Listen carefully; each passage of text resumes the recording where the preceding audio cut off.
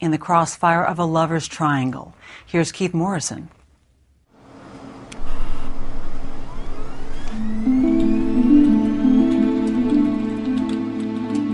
What was she thinking when she went to the computer, when she typed in those 5 little words?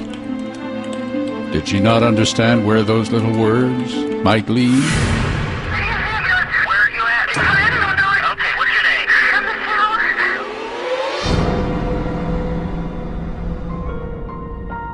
Michelle Thier was, no doubt about it, dissatisfied. Here she was, young, successful, attractive, and yet wasn't exactly boredom that was eating at Michelle. After all, she was just starting a new career as a psychologist, often counseling troubled couples. She was relatively new with her license. I think that was her first real job. Of course, Michelle would have laughed at the idea that pretty soon now, events would propel her to such notoriety that newspaper reporters like Melissa Stoddard Diaz would be poking around in her past.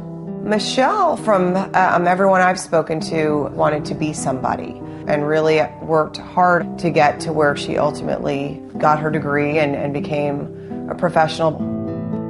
But then Michelle, even at an early age, always seemed confident about getting what she wanted.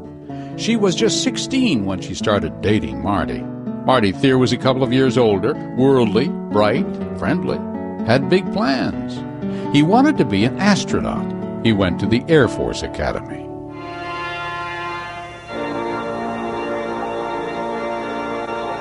She was 20 when she married him at the Academy's famous chapel outside Colorado Springs. Marty, you may kiss your bride. This was back in 1991, when Marty was all she ever wanted. Long before she talked to that psychologist, agreed to record for the record her thoughts about the weird events yet to come, and those happy days with Marty, too, of course. We did everything together. He treated me really well.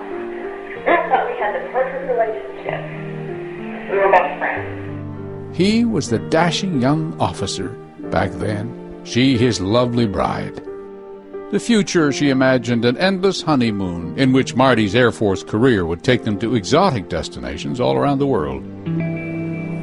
She just didn't imagine that world would be unromantic Air Force outposts in Oklahoma and Alabama and Florida, and finally Fayetteville, North Carolina.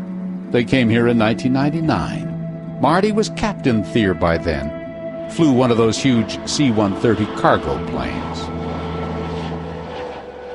All that time alone, not so easy on a marriage, as she revealed during those tape-recorded interviews with psychologist Dr. Deborah Layton Thole. Michelle talked about a few problems in the marriage, primarily growing apart over the years. Marty was away for extended periods of time. She had a hard time with that. It was getting more difficult for her. She was lonely. Sometimes he was gone for months.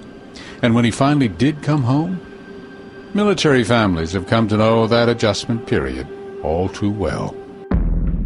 They bickered, they argued about her housekeeping, his job, about having children. He wanted them, she didn't.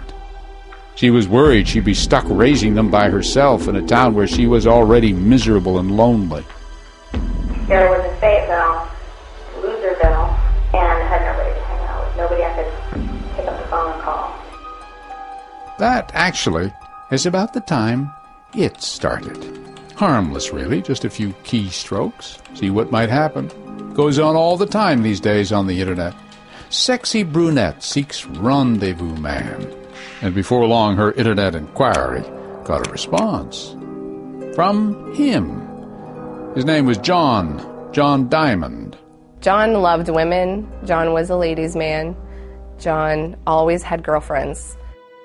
So, Debbie Dvorak, John's kid sister, could certainly see her brother responding to a solicitation like Michelle's. My brother's got a great personality.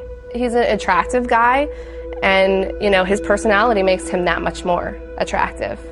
Then, a few days after meeting online, they met in person at a local restaurant. He was charming, he was funny, talked about movies and music and things that me and Marty didn't talk about. John Diamond was an Army Ranger, based at Fort Bragg, trained as a sniper.